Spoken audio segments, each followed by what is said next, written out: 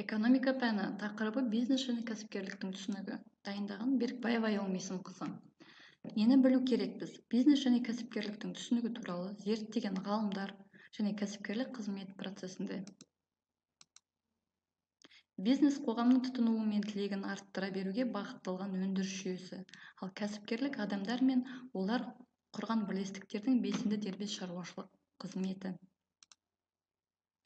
Бизнес дегеніміз не деген сұраққа жан-жақты жауаптар. Бизнес кәсіпкерлік іс жүргізудің жүйесі, бизнес адамдарға керекті өнімдерді өндіру, бизнес бұл жұмыс, бизнес біздің әлеуметтік экономикалық жүйеміздің сара жолы, бизнес бұл барлық тілектерімізді қанағаттандыру үшін жасалған жүйе, бизнес біздің өмір сүру тіршілігіміздің ортасы. Техас және Иллинойс университетінің ғалымдары Розенблат, Баннингтон, Пидлстер бизнестің концепциясы деген оқулықтарында ең алғаш бизнес сөзін енгізген.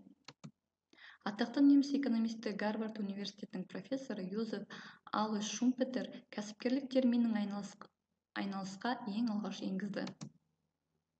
Кәсіпкерлік дегеніміз не?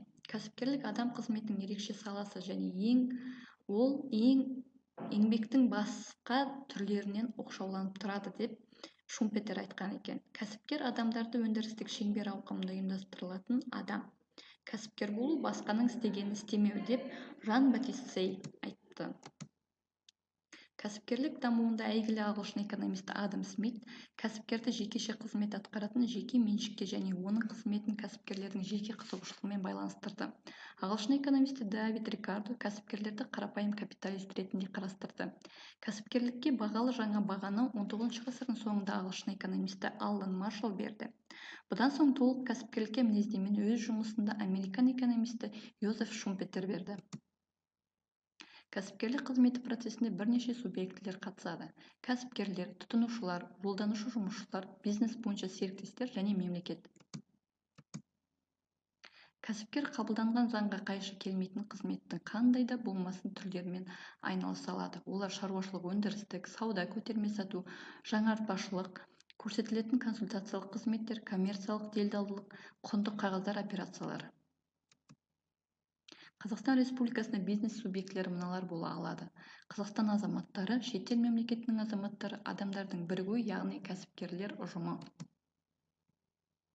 Бизнес қызметінің әдістемесі зерттеу әдісте жүйелі құрылымдық анализдің маңызды элементтері, тарихи және логикалық жолдары, анализ және синтез, абстракциялық тәсіл және логикалық бағыт деп бөлінеді. Жүйелік бағыт дегеніміз кәсіпкерлік қызмет топтарының кешендік мінездемелік негізгі бөлімшелерінің білдіреді. Логикалық бағыт дегеніміз кәсіпкердің қызметтерінің негізгі іс-шараларының анықталуын көрсетеді. Анализ тәсілі жалпы процестің жеке тауарларын анализдеу бағытында анықталып, бұдан соң синтез этап пайда болады. Абстракциялық тәсіл өмір сүрмейтін әрекеттер мен құбылыстардың пайда болуын тыс екі жақты процестің бас тарту, яғни тұрақты байланыстардың құбылыстың ішкі мақсаттарын алуда пайда болды. Кәсіпкерлік пен бизнестің маңызды функциялары болып табылатындар мыналар: новаторлық функция, ұйымдастырылған функция, шаруашылық функциялар, элементтік функция және тұлғалық функция деп қарастырамыз. Нені білдік бүгінгі сабақта?